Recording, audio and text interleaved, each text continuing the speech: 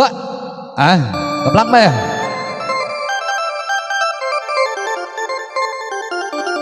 เขาเข้ามาแล้วสันกามอบให้ทั้งบรรยากาศอบอุ่นซึ้งนั่นนักห้องเขาเชื่อ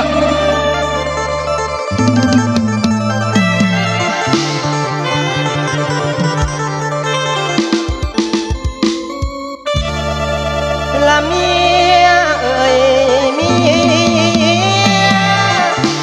บ่ได้ตีบ่ได้ขาเป็นอย่างเมียมาไล่ป่าลาไก่อ้ายกับลูกอ่อน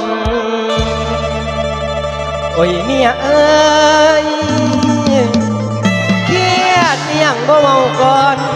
มานี่ป้าหยีดื้อมานี่ป้าหยีดอกดื้อสั่งคือบาพวงละเมอสติน้อยไปเกินย้อนเมียอุ่นมานี่ไก่น้องสั่งไก่ไล่ลาห่างตาโนลายและได้ยินเสียงบุตาห้องอยู่ในบ่อนโอ้ยเมียเอ้ยยามได้ยินลูกห้องทางอายแห่งคิดนำโอ้ยโนมีอาย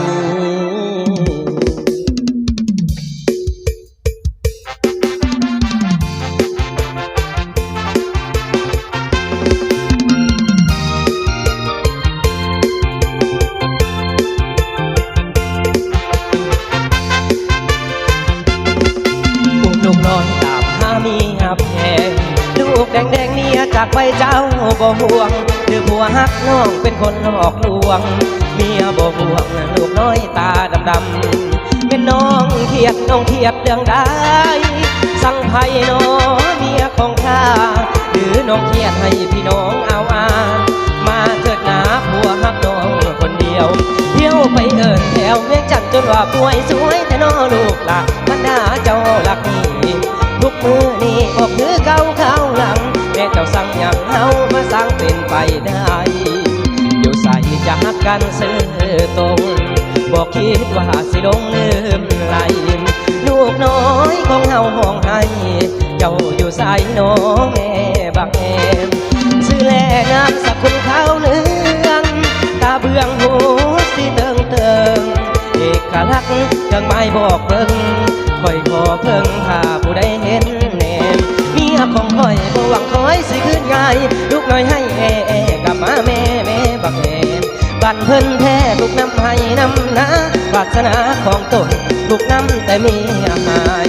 ไก่ขัน2 โมง 3 โมงอายสะดุ้งลุกขึ้นภาวนายกมือขึ้นไปหาเทวดาช่วยลูกแน่นะให้เมียข้ากลับคืนควันยืนลูกห้องเฮียกหา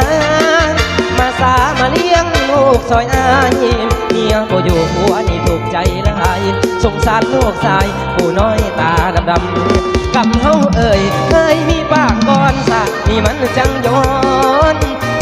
เที่ยวใส่อยู่บ่เศร้าแรงและเศร้าลูกเฮาหำคะนิ่งหากลับมาสามีแพงที่ผัวยังคอยน้อง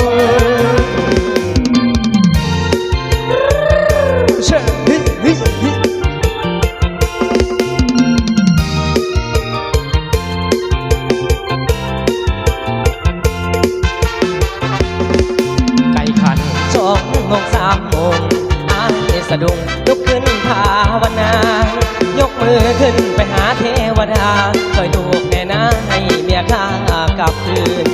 วันยืนลูกห้องเฮียกหามาสามาเลี้ยงลูกซอยอายเมียก็อยู่ผัวนี่ถูกใจลายสงสารลูกชายผู้น้อยตาดำกำเฮาเอ่ยเคยมีปางก่อนสากนี่มันจังย้อนเที่ยวใส่อยู่บ่เศร้าแรงและเศร้าลูกเฮาหำคะนิ่งหากลับมาสามีแพงที่ผัวยังคอยน้อง